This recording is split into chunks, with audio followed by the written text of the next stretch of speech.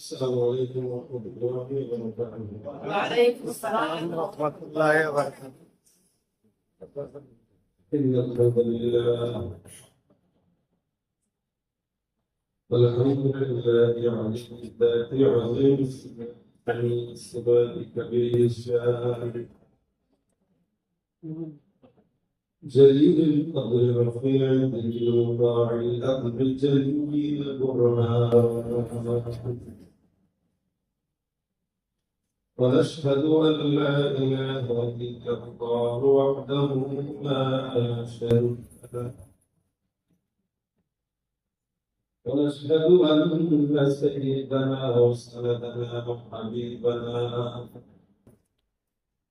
وحبيب ربنا وطبيبنا وطبيب قلوبنا ومولانا محمدا عبده ورسوله صلى الله عليه وعلى آله وأصحابه وبارك وسلم تسليما كثيرا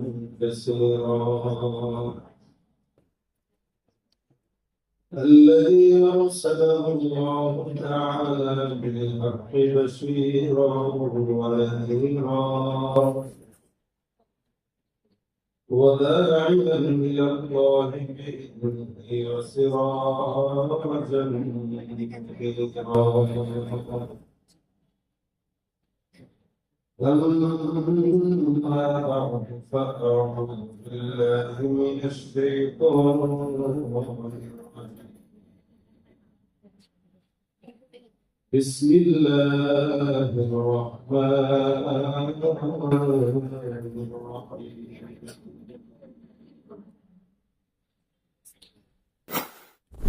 اقرأ باسم ربك الذي خلق الإنسان من علق اقرأ وربك الأكرم الذي علم بالقلم صدق الله مولانا العظيم وصدق رسوله النبي الكريم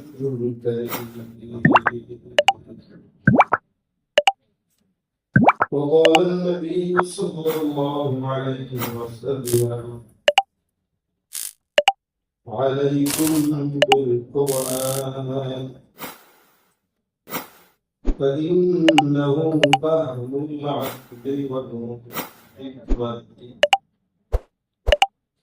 وينابيع العلم وأحدث الكتب بالرحمن عهدا أو كما قال عليه الصلاة والسلام وقال تعالى إن الله وملائكته يصلون على النبي يا أيها الذين آمنوا صلوا عليه وسلموا تسليما সকল জবান করে দরুদ শরীফ পড়ি আল্লাহুম্মা সাল্লি আলা মুহাম্মাদিন ওয়া আলা আলি মুহাম্মাদ কামা সাল্লাইতা আলা ইব্রাহিম ওয়া আলা আলি ইব্রাহিম ইন্নাকা হামিদুম মাজিদ اللهم بارك على محمد وعلى آل محمد كما باركت على إبراهيم وعلى آل إبراهيم إنك حميد مجيد الحمد لله الله رب العالمين দরবার ও শুকরিয়া যে রব্বুল ইজ্জত আজকের এই দ্বীনি মজমায় আল্লাহ রব্বুল ইজ্জত মসজিদে ইমাম মুজাক্কারা শামিল হওয়ার তৌফিক দান করেছেন এর জন্য শুকর আদায় করে সকল জবান করে বলি আলহামদুলিল্লাহ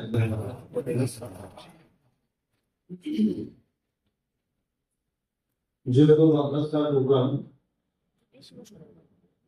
আমি আপনাদের সামনে কোরআন ফজিলত সম্পর্কে দুই চারটা কথা বলবো।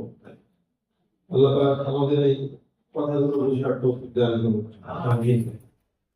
যা বলবো আমাদের বলার শোনার তৌফিক দান করুন। তবে আমাদের সামনে একটি সূরা শুরু যে আয়াতটা পড়েছি, এই সূরার আয়াতটা কোরআনের সর্বপ্রথম আল্লাহ পাক এই আয়াতটাই নাযিল করেছেন। এর আগে কোরআনের অন্য কোনো আয়াত নাযিল হয় নাই, যেটাকে বলা হয় আল্লাহ রাব্বুল আলামিন সূরাতুল আলাকে প্রথম শব্দগুলো রাসূল কারীম সাল্লাল্লাহু আলাইহি ওয়াসাল্লামকে ওহীর মাধ্যমে শিখিয়েছিলেন। এখানে বিশাল বড় একটা বিষয়, কোরআন একটা আসমানী কিতাব, আসমানী গ্রন্থ। এটা যেভাবে আসমানী গ্রন্থ, এই আসমানী গ্রন্থটা আল্লাহ রাব্বুল আলামিন যার উপর দিয়েছেন, তিনিও আসমান থেকে আল্লাহর তরফ থেকে নাযিলকৃত একজন নবী। এই আসমানী গ্রন্থটা দুনিয়াতে সবচেয়ে বেশি দামি। এই জন্য আল্লাহ রাব্বুল আলামিন এটা এমনি পাঠান নাই। আল্লাহ রাব্বুল আলামিন নবী করিম সাল্লাল্লাহু আলাইহি ওয়াসাল্লামকে শিখিয়েছেন, শিক্ষক হয়েছেন আল্লাহ নিজে। সুবহানাল্লাহ। শিক্ষক হয়েছেন কে? আল্লাহ। মাধ্যম হয়েছেন জিবরিল আমিন। সুবহানাল্লাহ। মাধ্যম জিবরিল। শিক্ষক হয়েছেন আল্লাহ, মাধ্যম হয়েছেন জিবরাইল। শিখেছেন ওই মুহাম্মদ রাসূলুল্লাহ। তো যিনি শিক্ষক তিনিও দামি, যিনি ছাত্র তিনিও দামি, যিনি কিতাব বহন করছেন তিনিও দামি। তিনজনই দামি। আর যে কিতাবটাও দামি, অর্থাৎ এই সংক্রান্ত যা কিছু সব দামি। তো আল্লাহ রাব্বুল আলামিন নবী করিম সাল্লাল্লাহু আলাইহি ওয়াসাল্লামকে সরাসরি শিক্ষক হয়ে শিখিয়েছেন। দেখেন মানুষ, আমরা মায়ের কাছ থেকে আমরা বের হই, কথা বলতে আমাদের কষ্ট হয়। রাসূল করিম সাল্লাল্লাহু আলাইহি ওয়াসাল্লামকে উম্মি নবী বলা হতো। এই উম্মি নবীর কারণ কি? নবী করিম সাল্লাল্লাহু আলাইহি ওয়াসাল্লাম উম্মি ছিলেন, অর্থাৎ মায়ের ভাষা শিখতে যতটুকু পারছেন ততটুকুই। কোনো পড়ালেখা রাসূল জানতেন না। আল্লাহ পাক নবীকে একদম উম্মি হিসেবে বানাইছেন, যাতে করে নবী দুনিয়ায় যা শিখবে ওটা যেন আল্লাহ নিজে শিখাইতে পারে। আল্লাহ যা আমি শিখাবো বাস, ও কারো আলোচনা হওয়া লাগবে না, কারো শিক্ষক ছাত্র হয়ে কারো সাথে বসা লাগবে না। কারণ এতে করে নবী সাল্লাল্লাহু আলাইহি ওয়াসাল্লামের আজমত কমে গেল। আমরা যখন আসি মানে মায়ের ভাষাটাই কেবল জানে। একদিন ছোট ছোট বাচ্চাদের সাথে মারা কথা বলে, বাচ্চারাও কথা বলে। মা আগে শিখায় দেয় আব্বা, তো বাচ্চা বলে আব্বা। কিন্তু শিক্ষিত হওয়ার জন্য আলাদা একটা জিনিস পড়া লাগে, সেটা হলো পড়া লাগে এবং লেখা লাগে। ভাষা শেখার কিন্তু পড়া দরকার নেই। আপনি একটা মূর্খ মানুষকে সৌদি কথা না, 3-4 মাস থাকবে সৌদি আরবে কথা বলবে, মূর্খ। কিন্তু ওর যেভাবে কথা, ওর কথা আর শিখতে বলার কথা এটা না।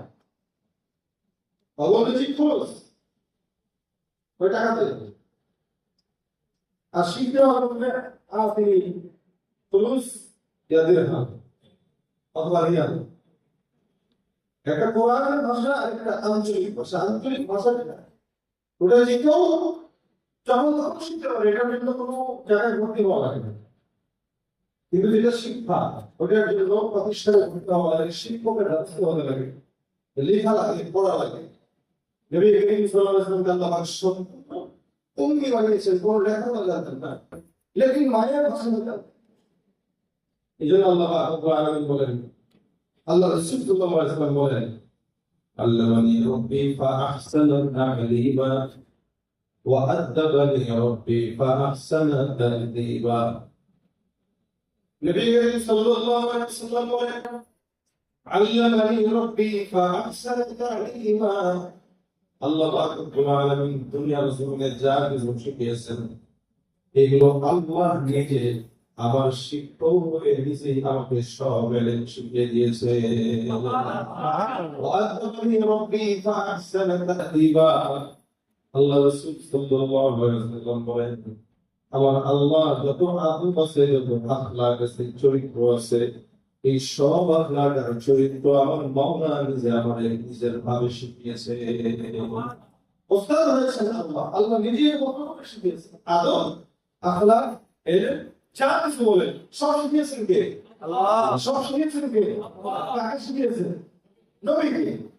তার মানে নবী যা শিখেছেন এর ভিতরে কোনো বিভাগ নেই, যা শিখেছেন এর ভিতরে কোনো বাড়াবাড়ি নেই, যা শিখেছেন এর ভিতরে কোনো কমতি নেই, যা শিখেছেন এর ভিতরে কোনো ভুল নেই। সুবহানাল্লাহ।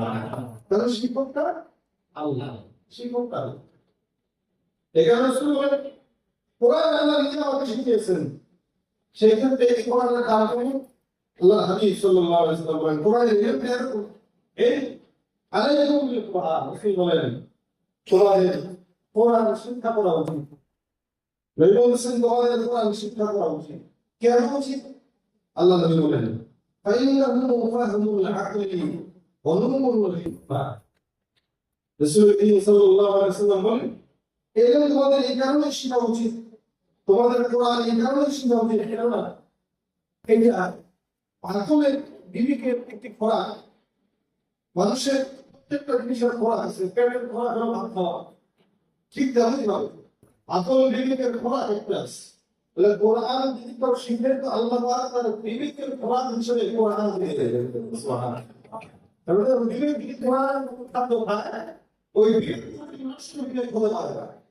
কোরআনের মতো খাদ্য যদি কোনো বিবেক খায়, ওই বিবেক কোনোদিন দুই নম্বরই কাজ সমাধান করতে পারে না। কোরআন যদি কোনো বিবেক খাদ্য হিসেবে গ্রহণ করে, ওই বিবেক দিয়ে কোনোদিন ইহুদি নাসারার পক্ষপাত করতে পারে না। এটা হলো রাসূল বলছেন, এটা হলো ফাহমুল আকল ওয়া হিকমা। এবং এটা কোনটা আলোক আলোক থেকে আলোক মালা। শুধু তাই না, ওয়ালা বিল ইলম ওয়া আহসানু বির রহমানি ওয়াহদা। এটা জ্ঞানের বিশাল বড় একটা সমুদ্র। ওয়ালা বিল ইলম জ্ঞানের প্রসঙ্গ, যেখান থেকে চিরচারিত ভাবে কন্টিনিউ জ্ঞান আসতেই থাকে, কোনোদিন শেষ হয় না। এবং আল্লাহর নাযিলকৃত কিতাবের ভিতরে সবচেয়ে বেশি এটা হলো আধুনিক, সর্বাধুনিক। আমরা মনে করি দুনিয়ার এলেম অথবা দুনিয়ার যে জ্ঞান আছে ওই হয় আধুনিক, কিন্তু বিষয়টা এরকম নয়। দুনিয়ার যে জ্ঞান আছে এগুলো মানুষের বানানো রচিত, মানব রচিত গ্রন্থ।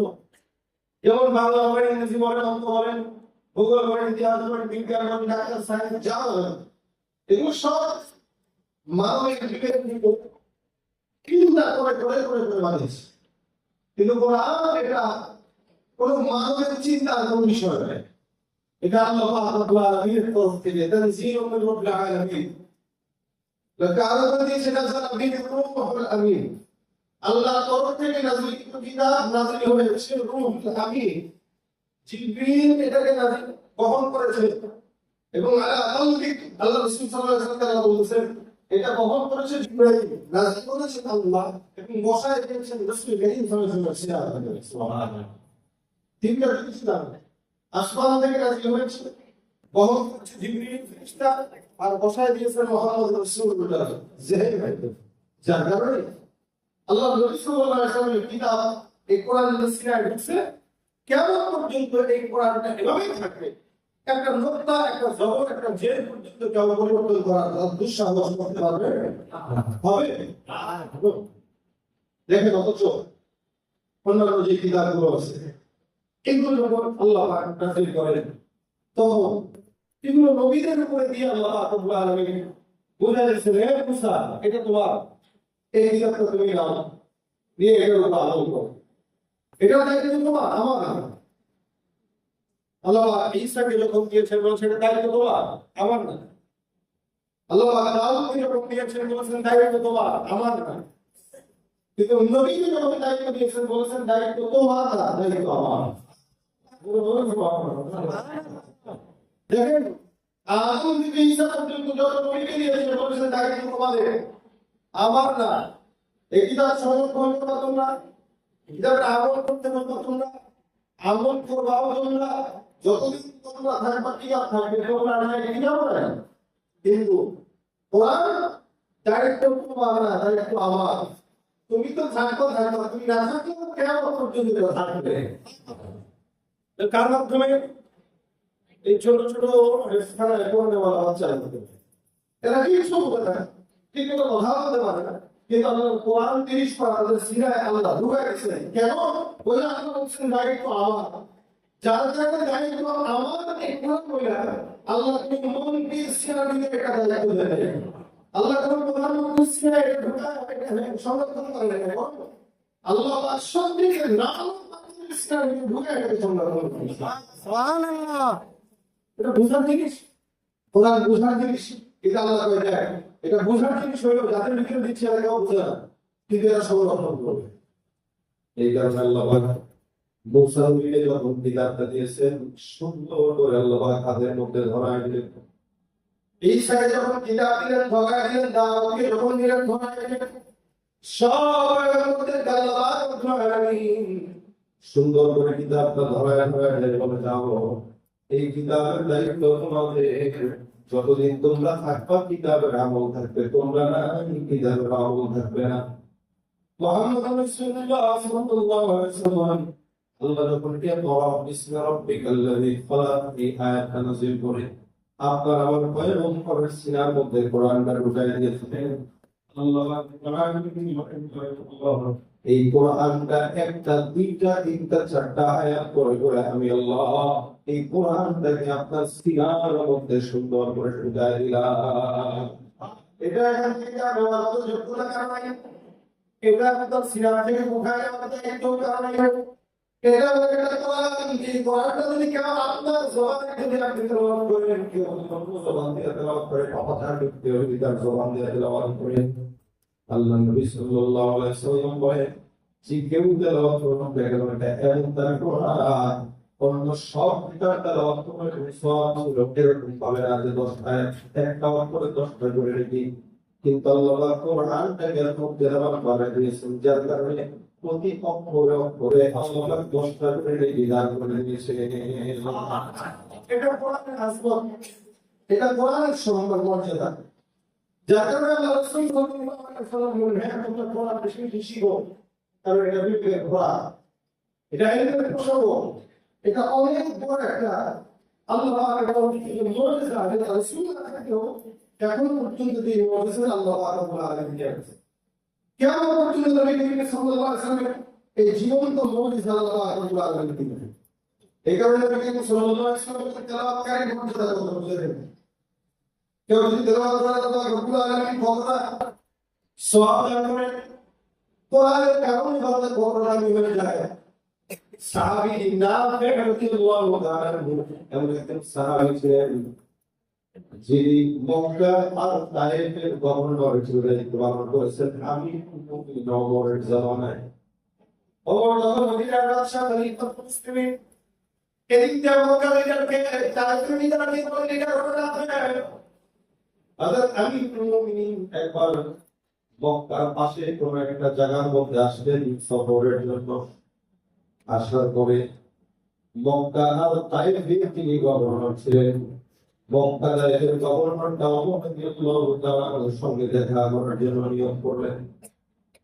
হযরত আমিরুল মুমিনিনের সাথে যখন দেখা হয়ে গেল, ওমর ডাকতে বলতেছে কি ব্যাপার না ভাই, তুমি যে জায়গায় আসলা মক্কা আর তায়েফের মধ্যে তুমি কাকে রেখে আসলা? না রে মক্কায় তো কেউ নাই, তায়েফেও তো কেউ নাই, তুমি কার কাছে কোরআন দেশটাকে রেখে আসলা, মানুষদেরকে রেখে আসছো?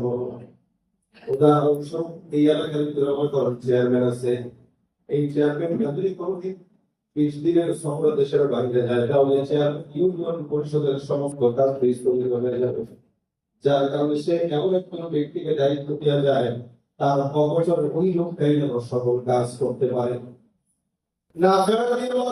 আমি সাথে সাক্ষাৎ করতে গেলেন, ওই যে দেখা করার জন্য গেলেন, কার কাছে দায়িত্ব দিলেন? বলে কার কাছে দায়িত্ব দিলেন? একজনের কাছে যাই যদি বলবো আমি মুমিনের সঙ্গে দেখা করার শুরু করে যাওয়ার পরে তুমি যে এই জায়গাটায় আসলা তবে মক্কা আর তাইফে তুমি কার কাছে মক্কা আর তাইফের দায়িত্ব বোঝায় নিয়ে সামনে করো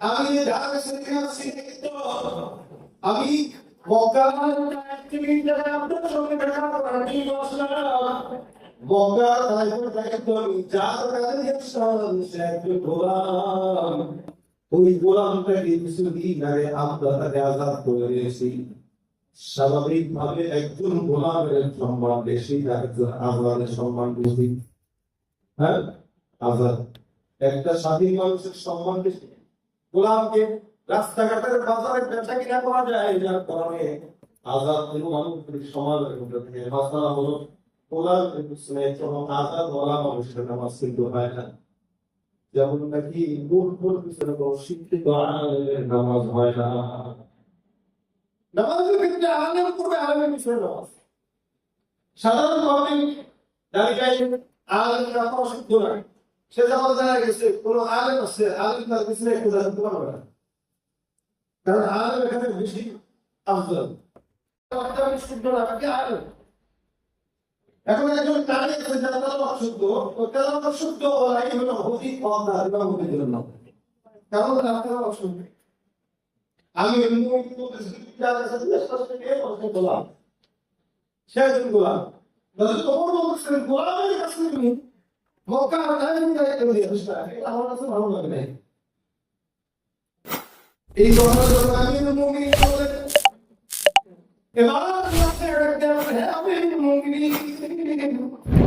আমি যার কাছে যাই বলতে আসলাম হুয়া আ'লামু মিন্কুম সে আমাদের অধিক বেশি জানে সে আমাদের মধ্যে থেকে অধিক বেশি জানে অর্থাৎ কোরআন হাদিসের জ্ঞানে আমাদের সকলের চেয়ে সঠিক সুবহানাল্লাহ এবং কিছু এলিমেন্ট দিক থেকে কোরআন হাদিসের দিক থেকে সুন্নাহ থেকে এইগুলো সবচেয়ে বেশি ঠিক জানে এবার আমরা কি বলতেছেন এই কি বলে নাকি সাল্লাল্লাহু আলাইহি ওয়াসাল্লাম বলেছেন ইন্না আল্লাহা ইয়ারফাউ বিহাদাল কুরআন আকওয়ামা ওয়া ইয়াদউ বিহি কওমান আখরিন ইন্না আল্লাহা ইয়ারফাউ বিহাদাল কুরআন আকওয়ামা ওয়া ইয়াদউ বিহি কওমান আখরিন নিশ্চয়ই কোরআন এমন একটা দামি কিতাব যে কিতাবটা একটা অসম্মানিত বান্দাকে শুধুমাত্র সংস্রবের কারণে সম্মানিত বানায় দেয় কোরআন এমন একটা কিতাব একটা ইনশাআল্লাহ দামি বানায় দেয় কোরআন এমন একটা কিতাব একটা ত্রিশঙ্ক দামি বানায় দেয় কোরআন এমন একটা কিতাব সামান্য বিশ্বাসের একটা কাপড় শুধুমাত্র কোরআনের গিলাফ হতে লেগে যায় তো 20 টাকা কাপড়ের দাম কেউ 100 টাকার চেয়ে হতে পারে আমরা কথা বলছেন গিলাফ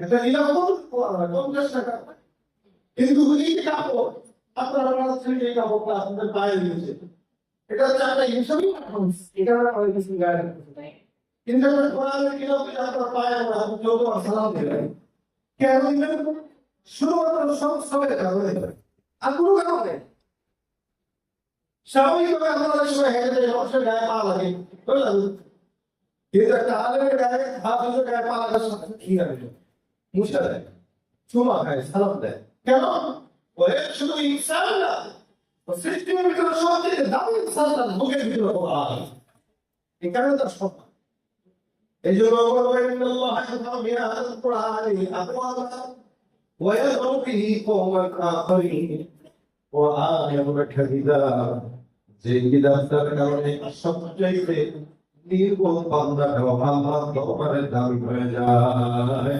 আর এই কোরআনটা এমন একটা কোরআন যে কোরআনটা কখনো কখনো অনেক সম্মানিত মানুষকে লাঞ্ছনাও করায় দেয় কিভাবে কোরআন তখন সম্মান দেয় কখন লাঞ্ছনা দেয় যে ব্যক্তি কোরআন পড়ে এবং কোরআন অনুযায়ী আমল করে তার নামাজের কোরআন থেকে সম্মান করা যায় সম্মানিত করা যায় আর যদি কোরআন জানে কিন্তু আমল করে না কোরআনের বিপরীত চলে এই কোরআন আর এখানে সে লাঞ্ছিত হয় কোরআন তো আছে কিন্তু মাঝে কোরআন এই কারণে সে লাঞ্ছিত হয়।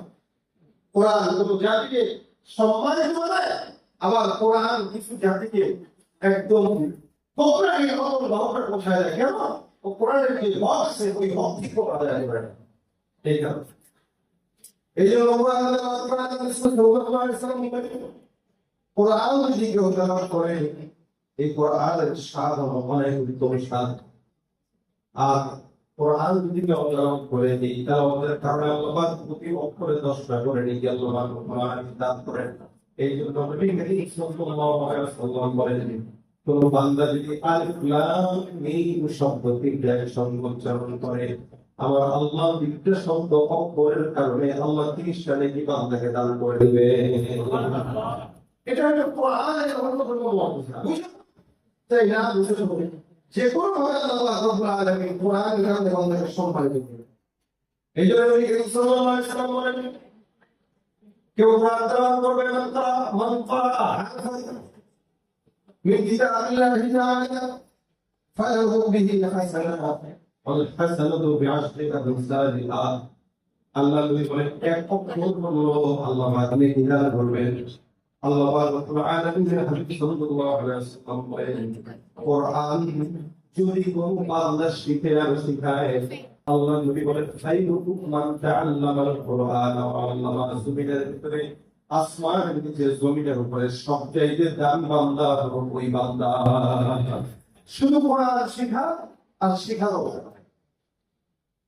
কোরআনের কারণে আল্লাহ রাব্বুল আলামিন বান্দার দাম বেড়ে যায়। কোরআন শেখার কারণে দাম বাড়ে, শেখানোর কারণে দাম বাড়ে, কোরআনের মহব্বতের কারণেও দাম বাড়ে। এই কারণে বিভিন্ন হাদিসের মধ্যে বলেন, আল্লাহ রাব্বুল আলামিনের হাবিব বলেন, কুল আলিমান আও মুতাআল্লিমান আও মুহিব্বান আও মুস্তামিআন। তোমরা হয়তো কিছুটা আলেম হও, এখানে কিন্তু অনেকে আছেন যারা আলেম না। তবে বলছেন তোমরা আলেম হও, দিনের একটা শিখো। আর যদি দিনের একটা না শিখতে পারো, তবে তোমরা মানুষকে শিখাও, অর্থাৎ তোমার সন্তানকে শিখাও, বাচ্চাকে শিখাও, মেয়েকে শিখাও, তোমার নাতিকে শিখাও, বাচ্চাকে শিখাও। অথবা মুস্তামিআন, তোমরা কোরআন শ্রবণ করো। এমন ভাবে শ্রবণ করবা যখন তোমাদের সামনে কোরআন তেলাওয়াত হবে, তোমরা চুপচাপ এমন ভাবে শুনবা, সাহাবায়ে মাইকের মতো শুনবা, যেন তারা কোরআনের কথা যখন শুনতো, সুরের কথা যখন শুনতো, তাদের মাথার উপরে পাখি বসতো, কাক পর্যন্ত মাথা থেকে পড়তো না, মনে হতো একটা সোজা একটা গাছের উপরে পাখিগুলা বসা। এই সাহাবায়ে মাইকের কোরআন। এই জন্য আল্লাহ রাব্বুল আলামিন বলেন, ফাসতামিউ লাহু ওয়া আনসিতু লাআল্লাকুম তুরহামুন। তোমরা যদি আল্লাহর দয়া পেতে চাও, রহমত পেতে চাও, কোরআন যখন তেলাওয়াত করা হয়, এটা একদম নিষ্ঠতার সঙ্গে তোমরা শুনো, মনোযোগ দিয়ে শুনো, চোখ বন্ধ করে শুনো, আরামের সাথে শুনো, তেলাওয়াতের ভিতরে ডুবে যাও। আল্লাহ পাক তোমাদেরকে তেলাওয়াতে ডুবার কারণে রহমত করবেন। সুবহানাল্লাহ। তেলাওয়াতে ডুবার কারণে রহমত। ভাই আমার উসাইদ বিন হুযায়র একজন সাহাবী ছিলেন। হযরত উসাইদ বিন হুযায়র রাদিয়াল্লাহু তাআলা আনহু একবার ঘরের ভিতরে রাত্রি বেলাতে নামাজের মধ্যে দাঁড়িয়ে তেলাওয়াত করে। উসাইদ বিন হুযায়র রাদিয়াল্লাহু তাআলা আনহু নামাজের মধ্যে দাঁড়িয়ে তেলাওয়াত করতে দাঁড়ালেন। তেলাওয়াত তো এমন ফজিলতপূর্ণ আমল, যেটা নামাজের মধ্যে তেলাওয়াত করে এটা বেশি ফজিলতপূর্ণ। নামাজে তেলাওয়াত করা মানে নামাজের ভিতরে সরাসরি মাওলার সঙ্গে কথা বলা।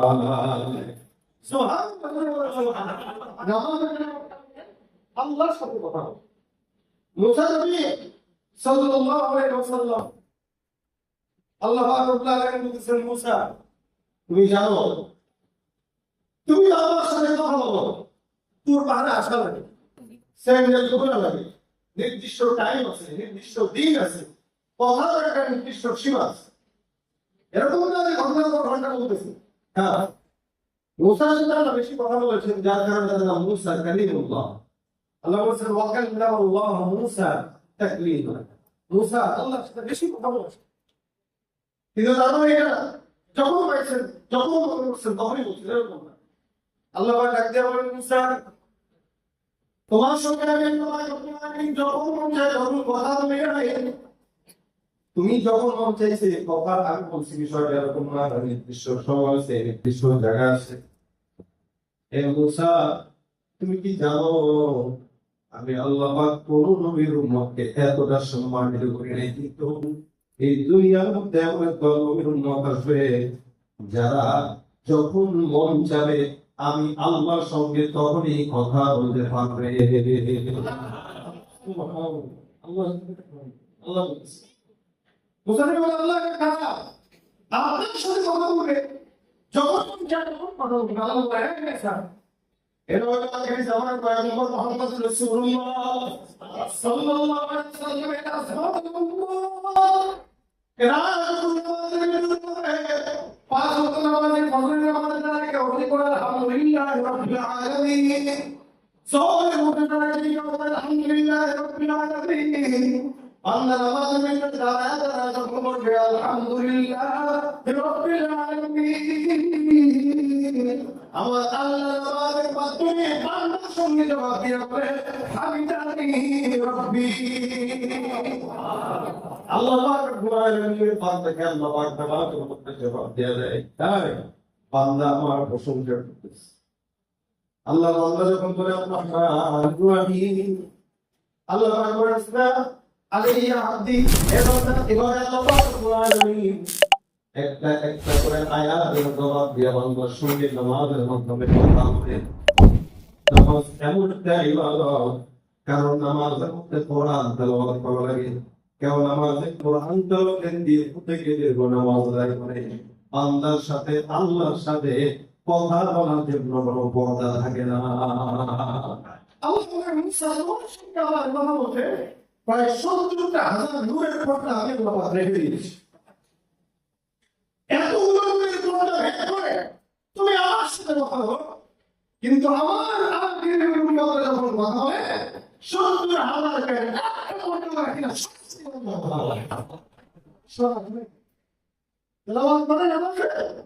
আমি আল্লাহ সঙ্গে বান্দার সরাসরি কথা বলে। এই জন্য নামাজ আমরা বান্দার সঙ্গে আল্লাহকে নিযুক্ত করা যায়। নামাজের সঙ্গে বান্দার আল্লাহর সঙ্গে সম্পর্ক হয়। নামাজের মাধ্যমে বান্দা আল্লাহকে জাহান্নাম দেখতে পায়।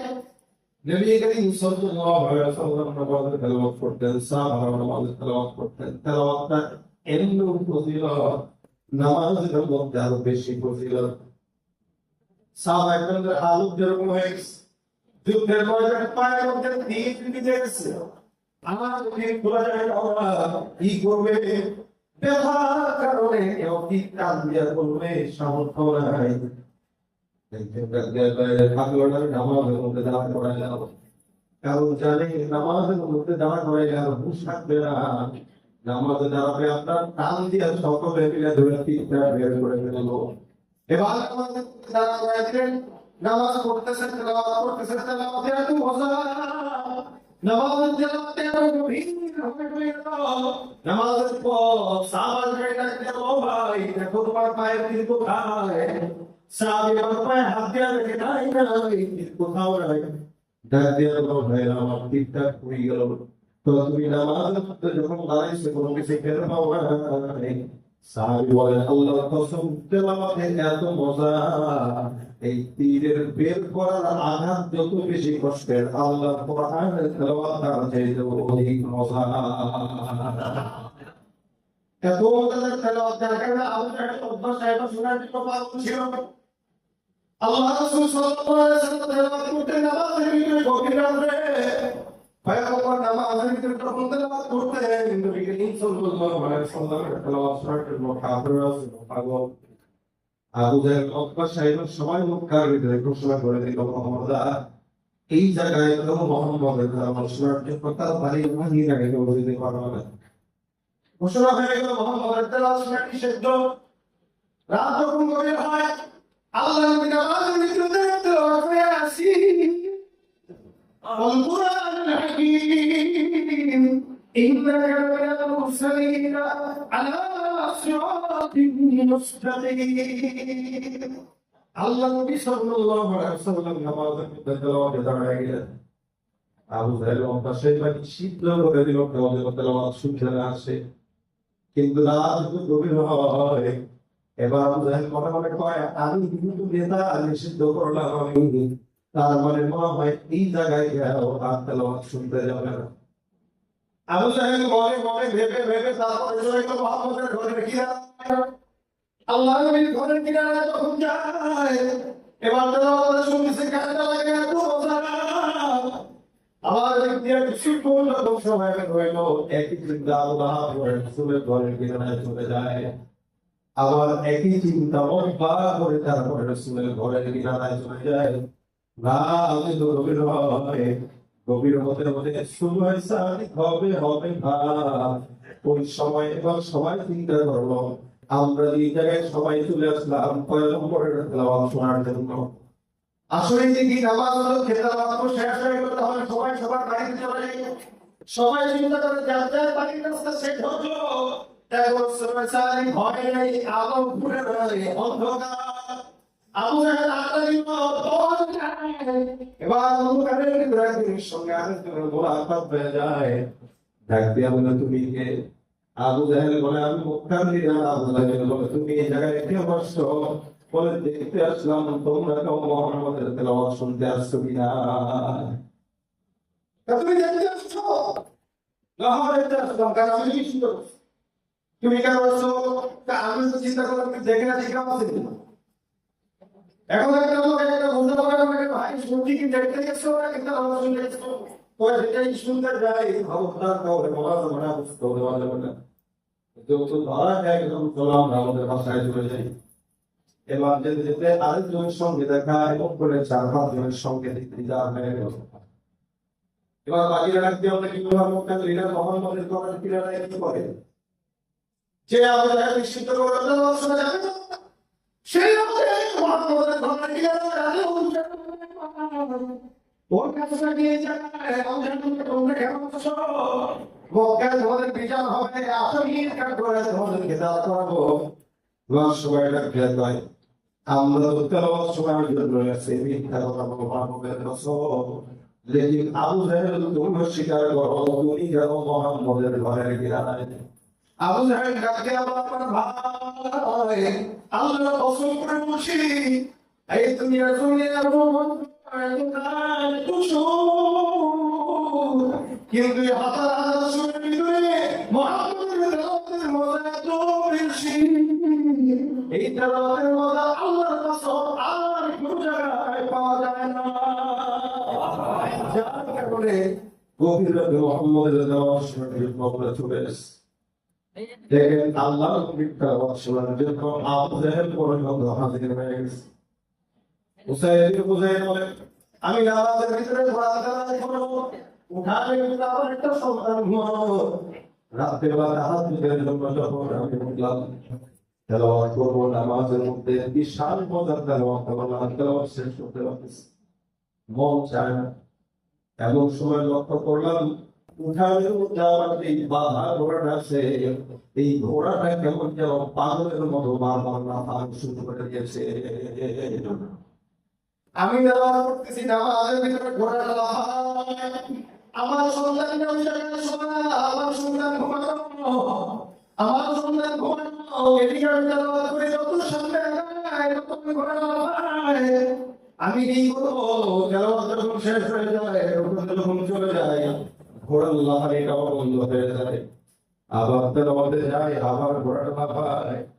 আমি কিছুক্ষণ পর তাকায় দেখি কেমন যেন আসমানের তারকারাজি জমিনের দিকে নেমে আসতেছে।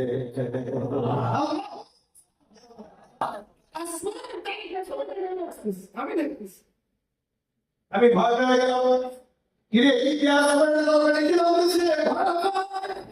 আমার সুন্দর সবাই ঘোড়া শুরু করে যায়, আমার সন্তানের কাছে যাবে, সন্তান করতে পারে, সন্তানের গায়ে ঘোড়ার লাফানি, ঘোড়ার পায়ের আঘাত লাগতে পারে। আমি ভয় পেয়ে তার আস্তে করে শেষ করে নামাজ শেষ করলাম।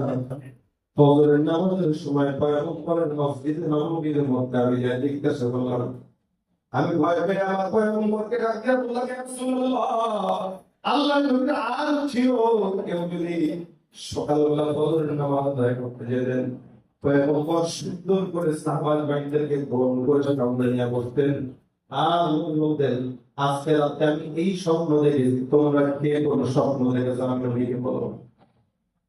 সাহাবায়ে বাইন কোন স্বপ্ন দেখে নবীকে বলতেন, অথবা ইমানি প্রশ্ন থাকলে পয়গম্বরকে জিজ্ঞাসা করতেন। আল্লাহ নবীকে দেখো হুসাইন কি খবর আমাকে বলুন। হযরত হুসাইন বিন হুযাইফা বলেন, ইয়া রাসূলুল্লাহ, রাতে আমি তেলাওয়াত করার জন্য নামাজের মধ্যে দাঁড়াইলাম। আমি নামাজের মধ্যে তেলাওয়াত করার সময় দেখলাম আমার পাশের ঘোড়াটা পাগলের মতো কেমন যেন হয়, আর তেলাওয়াত বন্ধ করে দিলেন, কোরআন লাহিটাও বন্ধ হয়ে যায়। আমি এমন করে করে শেষ রাত্রিতে দেখলাম কেমন যেন আসমানে তারকা জমিনের দিকে আসছে।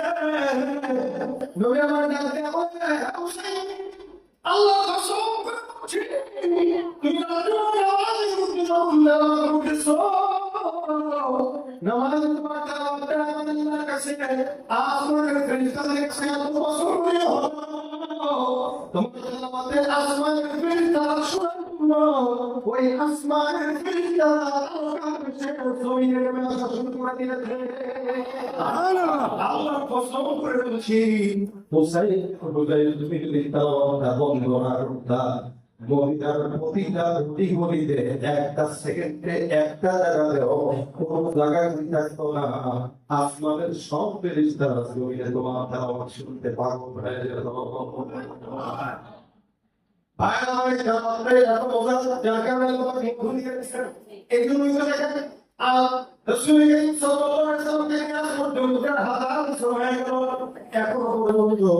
প্রত্যেকটা মসজিদে প্রত্যেকটা রাকাতের মধ্যে আমরা সবাই সূরা ফাতিহা পড়ে পড়ি না? লা সালাতা ইল্লা বিফাতিহাতিল কিতাব। হাদিসে বলে কি সূরা ফাতিহা যদি নাই পড়ে দাও নামাজ হবে না। সূরা ফাতিহা ছাড়া কোনো নামাজ হবে না। তুমি তাহলে আমরাও সূরা ফাতিহা দিয়ে নামাজ পড়েছি, আমরাও সূরা ফাতিহা দিয়ে নামাজ পড়ি, আপনারাও পড়েন। কোন ইমাম সাহেবকে দেখলাম না বলে আমি ইমাম দিন ফজরের নামাজের কোনো নামাজ না সূরা ফাতিহা না পড়ে রাখবে। আচ্ছা বলেন তো, এই যে প্রত্যেকটা রাকাতের জন্য সূরা ফাতিহা পড়তে কোনদিন কি সূরা ফাতিহা শুরু করে পড়ি কি হইছে? কারণ ওনার কারণ হইছে সূরা ইখলাস যত বেশি পড়বেন তত ফায়দা। কিছু কিছু সাহাবীদের হালত ছিল, ওনারা বলতেন যে আমি যদি পাঠাতাম আমার নামাজের প্রত্যেক ঘাটতেই সূরা ইখলাস পড়তাম। সুবহানাল্লাহ। আচ্ছা আবু সুফিয়ান রাদিয়াল্লাহু তাআলা নবী সাল্লাল্লাহু আলাইহি ওয়াসাল্লাম জিবরিলের সঙ্গে কথোপকথন হচ্ছে, মজার মুহূর্ত বুঝলেন। রাসূল আর জিবরিল বসা, জিবরিল সাল্লাল্লাহু জিবরিলের সাথে কথা বলতেছেন, পাশ দিয়ে হেঁটে যাচ্ছে হযরত আবু সুফিয়ান। রাসূল বলতেছেন ছিল যে আবু বকর যায়, জিবরিল বলতেছেন হুজুর আপনার চেয়ে ভালো চিনি। সুবহানাল্লাহ। আমি একা চিনি না, আসমানে যত ফেরেশতা আছে সবাই চিনি। রাসূল বলে তুমি চিনো? বুঝে নম্বর ভাইরাল। আমরা এখন ফেসবুক, ইউটিউব, টিকটকে আমরা ভাইরাল হই, যেহেতু ভাইরাল আমার মূল ভাইরাল পিছনে সবাই চিনে। পাগল দুনিয়া হয়ে গেছে, কে কোথায় কি করতেছে না করতেছে, অন্য কোথায় করতেছে সব আমাদের ক্যামেরা করে দিয়ে ভাইরাল। আবু যরের মতো ভাইরাল আমাদেরকে হইয়ে নবী বলতেছেন আবু যরকে চিনো? জিবরিল বলতেছেন একা না, আসমানের ফেরেশতা আছে, আমি একা না, আসমানের সব ফেরেশতা আছে। রাসূল বলেন কারণ আবু যর কি করে বলো, মানে তখন বলেছে যে আবু যর কি আমল করে তোমার সব ফেরেশতা ছিল ওকে ভাবতুক কথা না। ফেরেশতা কি বলা করছেন 10 জন, কয়জন ভাই বড় কোনো সংখ্যা নাই, কোটি কোটি কোটি কোটি কোটি কোটি কোটি, যেখানে শেষ হবে ওখানে আলো শুরু হবে। জিবরিল বলেছেন সমস্ত ফেরেশতা আলোকে চিনে। চিনার কারণ কি? কি কারণ? জিবরিল বলেন দুইটা কারণ। আবু যরের ভিতরে কোনো অহংকার নাই, কি নাই? আবু যরের ভিতরে নিজের সবসময় ছোট মনে করে, নিজেকে সবসময় কথা বলে, ছোট মনে করে, নিজেকে কি করে ছোট মনে করে, একদম আবু যর সবসময় নিজেকে ছোট মনে করে। দুই নম্বর আবু যর সবসময় সূরা ইখলাস পাঠ করে। তাহলে দুইটা আবু যরের ফেরেশতাদের কাছে দাবি হওয়ার দুইটা আমল। এক নম্বর নিজেকে ছোট মনে করা, আমি আমাকে ছোট মনে করব, তো আল্লাহ আমাকে সবার চোখে বড় বানাই দিবেন। আর আমি যদি পিছিয়ে সমারে দেখবেন একটা কমন কথা বলি, দুনিয়ার হালত যেটা হয়, মনে করেন আমাদের কেউ চিনে, 10 জন মানুষ চিনে, এখন আমি ওই জায়গায় যাই, ইচ্ছা করে কোনো অন্যায় করলাম, যার সাথে করলাম সেও আমাকে চিনে, এখন সে আমার সাথে একটু হ্যান্ডেল করতেছে, তা আমি একটু অহংকারে তুমি জানো আমি কি করতে পারি, ওই লোকটা যদি আমার চিনে সে বলবে কে আছে আপনার চিনি না, বলবে কি না, বলবে না কে আছে আপনার চিনি না, এটা কেন সে বলবে, বুঝে আমি অহংকার করে আগে বুঝাইছি আমার ছিল সেজন্য সে চিনি না কে। আর যদি আমি এই জায়গায় অবলম্বন করতাম, অন্যায় তারই করছে, তা আমি তার কাছে উল্টা মাপ চাই গেলাম যে ভাই থাক, তখন সে বলবে ভাই আমি তো আপনাকে চিনি, আপনি আপনার আমি দেখি আপনার ভালো লাগে, আপনি আসলে ভালো মানুষ, এই জায়গায় অন্য এই করবে, কিন্তু আপনার অহংকার খুব ভালো, আসলে আপনার ব্যাপারে যেমন ধারণা রাখছি আপনি যেতেও ভালো সবার বাড়াই এই জন্য আবু অহংকার করে না। দুই নম্বর আল্লাহ নিকটে সর্বসময় সূরা ইখলাস পাঠ করেছে, যার কারণে আসমানে যেমন কোনো ফেরেশতা আকাশে কাছে নাই, যাকে সে চিনে না। সুবহানাল্লাহ। তাহলে আমরা এই দুইটা গুণ করব, নিজেদের জন্য পেতে পারি, এটা আমার মাঝখানে চলে আসে নাই, এটা আমাদের জন্য শিক্ষা। তো নামাজের জন্য সূরা ইখলাসের বান্দা সর্বসময় তেলাওয়াত করি, এরপর এটা বই লাগে না, লাগতো না কেমন পর্যন্ত, কেমন পর্যন্ত কেউ যদি তেলাওয়াত করে আর শুনে, আল্লাহর কসম একজন মানুষ নাই যে বলবে ভাই এটা ভালো লাগে না, বন্ধ করে, কেউ বলবে না, বলবে আপনারা বলবেন কেউ বলবে তত গুনাহ দাও, বরং গুনাহ না বলে ভাই ভালো লাগে, এটা বলবো।